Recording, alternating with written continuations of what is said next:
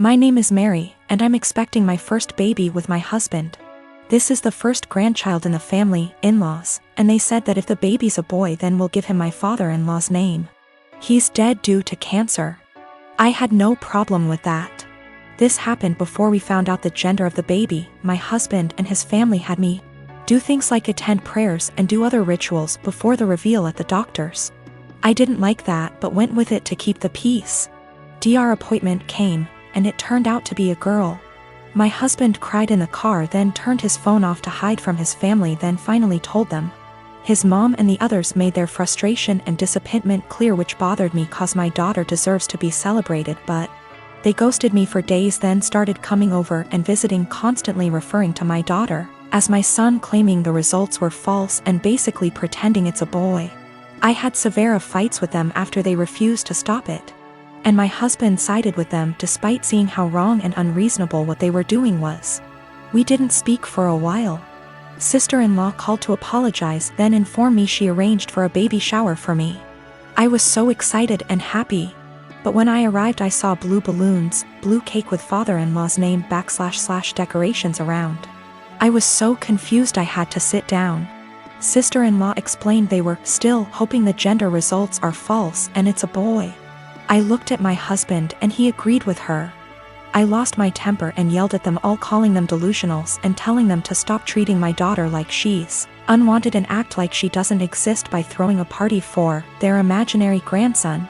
Mother-in-law broke down crying. I took my bag and walked out immediately. They started yelling and my husband followed me outside and started arguing about how I insulted his family and his dad's memory by acting like that. I told him to wake up and see the insanity in his family's behavior. He said they needed time to process the fact that it's a girl not a boy as they expected, and insisted I play along and they'll soon get over it. I said absolutely not and demanded he take me home. He said no, so I called an Uber and left.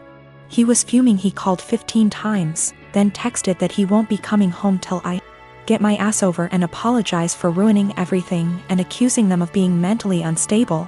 I haven't responded yet. He's constantly pressuring me to get right with his family before we even talk about anything else. I am a 27 years old male. My fiancé, she's 25, has an obvious permanent burn scar from an accident that caused her mother, her only parent, to pass away from injury. My fiancé had a long recovery. It's been 7 years. The scar is on her collarbone. It goes down her chest but isn't showing. Unless she's wearing scoop / square tops. She often wears hoodies / jackets to cover up.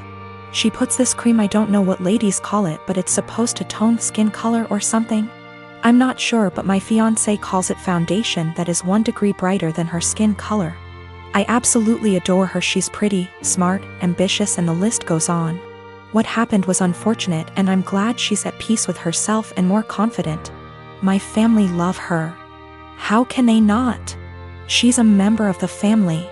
My mom makes sure she takes part in every family function and things like shopping and decorating other things. However, my sister made comments about my fiancé's scar several times.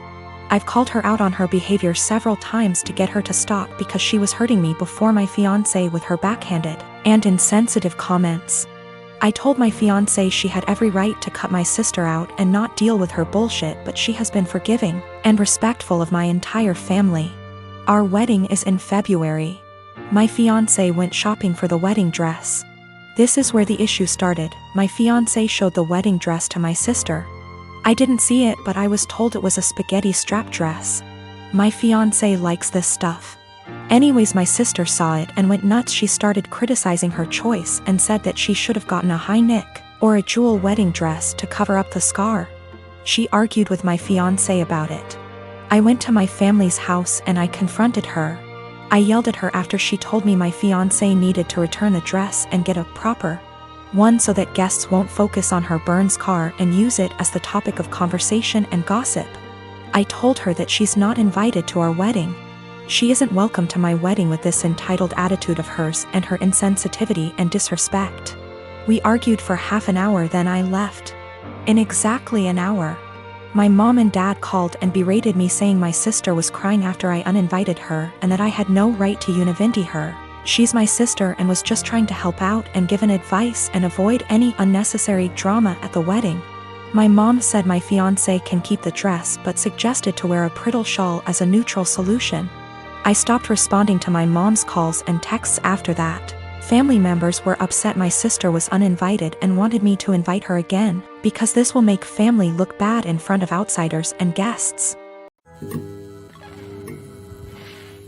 I am currently divorced from my ex Thomas of 30 years. We ended up seeing a lawyer to help with dividing stuff. Everything was pretty much wrapped up till he said he no longer wanted any part of our kids' lives. I didn't argue with him about it since I already know what it's like having a parent who doesn't want you around, or wants to be in your life. I asked what he wanted me to tell the kids and he just said, "Whatever you think is best, I don't care. I don't want to parent anymore." Everything was in agreement and signed with no fuss. A few weeks later I get a call from my ex-mill asking if we could meet each other. When I came over she broke down crying and begging to let my ex see his kids again. I was confused about what she meant because not once did he contact me after meeting the lawyer. She went on about how my ex said he really missed them and that I was just a petty B*TCH for taking full custody. Also that he was crying for days about it. I told her my version of events and she called it BS, saying her son wouldn't lie like that, especially not about his kids. Then I decided to call him in front of her. He didn't know she and I were meeting that day. I said, "Hey, has a soccer game in a few days," which he did, and I was wondering if you wanted to go? I know he'd really love it and be happy to see you. He instantly said no. I already said I'm not doing this anymore.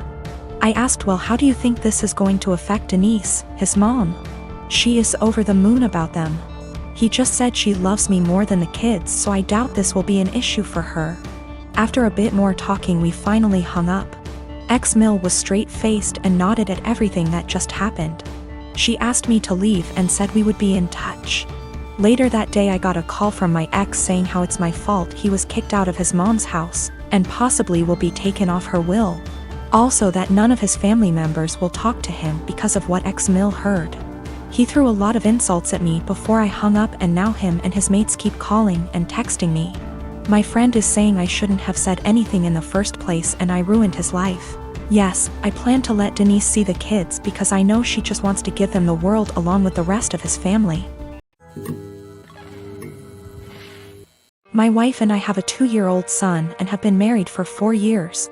Our anniversary was a month ago and we found a nice, secluded cabin on Airbnb and rented it out for a long weekend getaway. My wife asked her parents if they would be willing to watch our son and they agreed as long as we dropped him off at their house. That worked for us since it was on our way anyway. I was raised Lutheran and my wife was raised Catholic, but neither of us currently go to church and have not had our son baptized.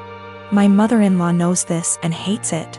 She thinks our son needs to be baptized or he will burn in hell. She's that kind of Catholic.